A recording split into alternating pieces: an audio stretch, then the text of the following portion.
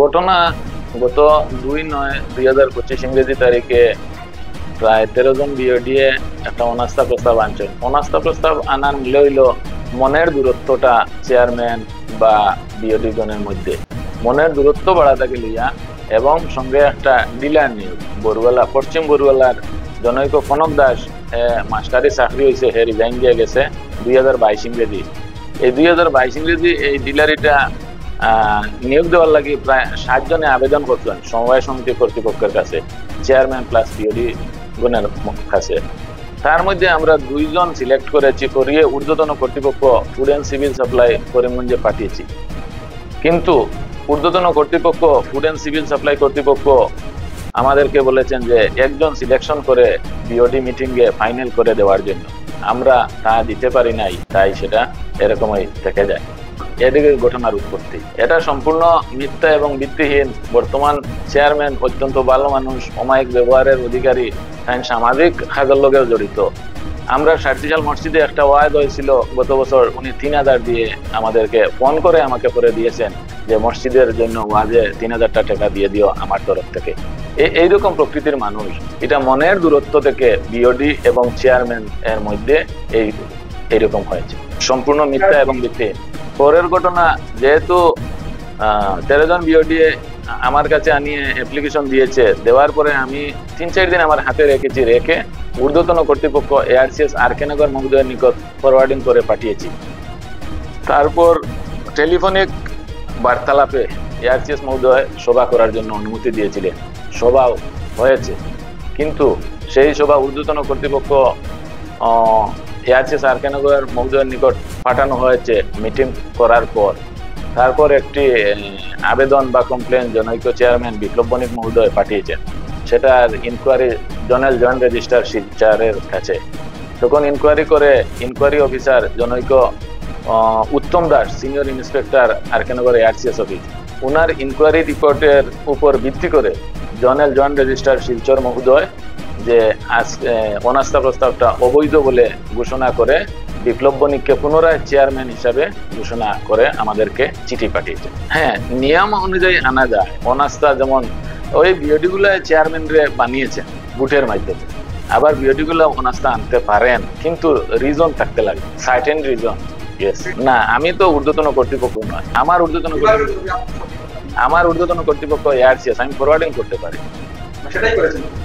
ঊর্ধ্বতন কর্তৃপক্ষ zonal joint registrar Silchar খাসাড় হাইলাকান্দি শিলচর মহোদয়, উনার চিঠি যেটা আমাদেরকে পাঠিয়েছেন বিপ্লব বণিক চেয়ারম্যান মহোদয় এবং আমি সম্পাদককে যে চিঠি পাঠিয়েছেন, লাস্ট প্যারাগ্রাফে উনি লিখেছেন যে সার্বিক স্বার্থে সামনে দুর্গাপূজা যাতে চাউল উঠে এবং পাবলিকেরা কনজিউমাররা পান এবং ছাপা না করেন এবং এজিএমও যাতে সুন্দরভাবে হয়, মানে সমিতির যাতে কোনো ব্যাঘাত না ঘটে, কাজে কোনো ব্যাঘাত না।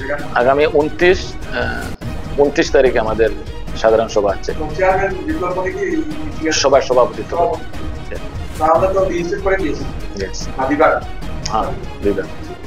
নমস্কার, আমি বিপ্লব বণিক, আনিপুর সমবায় সমিতির। জনগণে আমাকে এই সুযোগ দিয়েছিলেন যাতে করে আমি মানুষের কিছু না কিছু কাজে অংশগ্রহণ করতে পারি। আমাদের এই সমবায় সমিতি এটা আজকের নয়, 1973 থেকে এই সংস্থাটা আছে। আমাদের এত অঞ্চলে সত্যিকার অর্থে সংস্থা অনেকই কম, আমরা অনেক অনুর্বর জায়গার মতো বসবাস করছি। আজকে হয়তো প্রতিনিধি হিসাবে আমি এখানে আছি, কালকে আমি এখানে প্রতিনিধি নাও থাকতে পারি, কিন্তু আমাদের যে কোনো সংস্থা বাঁচাতে লাগবে। সত্যিকার অর্থে আমি এটার শুভাকাঙ্ক্ষী এবং অনুরাগী ছিলাম। ডিলারের একটা ইস্যু নিয়ে যে কথাটা এসছে, এটা 2022-23-এর ঘটনা হবে। চাকরি সূত্রে যখন উনি সরকারি শিক্ষক হিসাবে নিয়োগ পেলেন, তখন ওনার এই ডিলারশিপটা ছাড়তে হয়েছে। তখন ওনার এই ডিলারশিপের আন্ডারে যে জনগণ ছিল, আমরা অন্য ডিলারের সাথে এটা ট্যাগ করে দিয়েছিলাম। এক গ্রাম থেকে প্রায় 7-8 জন এখানে এটার জন্য অ্যাপ্লাই করেছিল। দেখলাম এটা থেকে গ্রামের মধ্যে অনেক কিছু সমস্যা হয়ে যাচ্ছে। আমরা চাইছিলাম যে এটা ধীরে সুস্থিরে সুন্দরভাবে যাতে নিয়োগ দেওয়া যায় এবং উপযুক্ত মানুষকে নিয়োগ দেওয়া যায়, এর মধ্যে যাতে কোনো ধরনের অবৈধ অনৈতিক কোনো কিছু কাজ না ঘটে, তার জন্য চেষ্টায় ছিলাম। এবং আমরা একটা সময় চাইছিলাম যাতে ট্যাগ করে দেওয়ায় যাতে জনগণের অসুবিধা না হয়, মানুষ গভর্নমেন্ট প্রদত্ত রেশনগুলো যাতে সুন্দরভাবে পায়, আর আমরা সুস্থ সময় যেভাবে হোক ডিলার নিয়োগ দেব।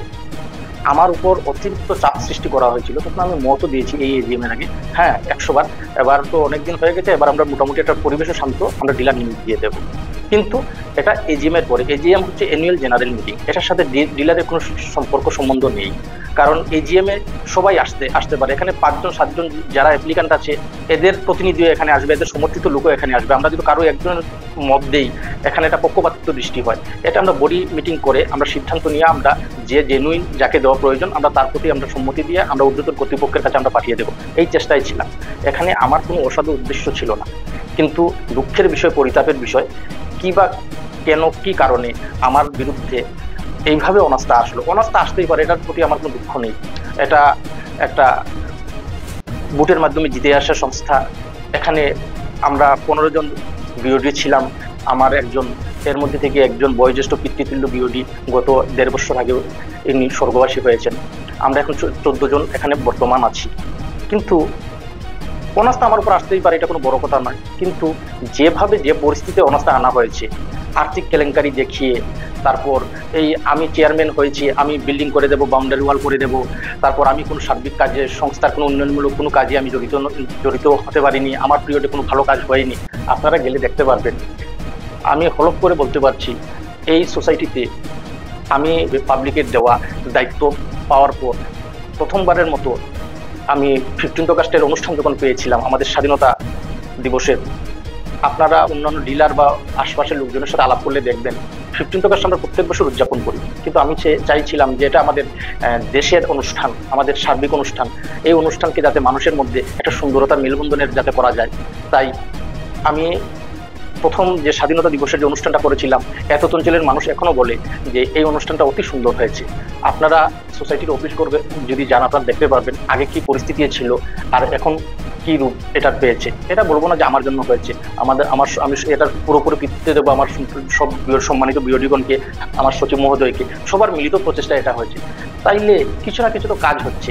আমাদের সংস্থার এই সামর্থ্য নেই যে আমরা বিল্ডিং বানিয়ে নেব বা বাউন্ডারি ওয়াল করে নেব। এটার জন্য আমাদের প্রতিনিধি যারা আছেন, আমাদের এমপি মহোদয়, বিধায়ক মহোদয়, ওনাদের কাছে আমরা প্রার্থনা জানাবো এবং আমরা প্রার্থনা জানিয়েছি। আমাদের সংস্থার এই করুণ অবস্থা, কিছুদিন আগে গত ফেব্রুয়ারি মার্চে মোস্ট প্রবাবলি আমরা একটা অনুষ্ঠান করেছিলাম যৌথভাবে এমপি এমএলএ মহোদয়কে নিয়ে এক মঞ্চে।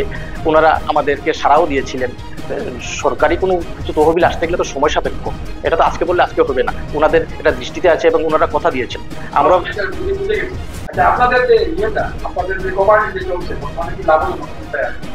অন্যান্য কোঅপারেটিভের সাথে যদি বিচার করুন, এটা না, আমি বলছি কি আপনার কথারই উত্তর দিচ্ছি, অন্যান্য কোঅপারেটিভের সাথে বিচার করলে আমরা এখন লাভজনক অবস্থায় আছি।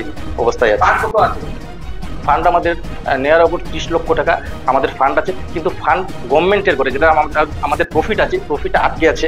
এটা টুডে টুমোরো যখন গভর্নমেন্ট থেকে এটা রিলিজ হবে, আমরা উন্নয়নমূলক কাজে এটাকে ব্যবহার করব। হ্যাঁ, দেখুন ভিত্তিহীন বলবো, ওনারা আনতে পারেন, কিন্তু যেভাবে আর্থিক কেলেঙ্কারি,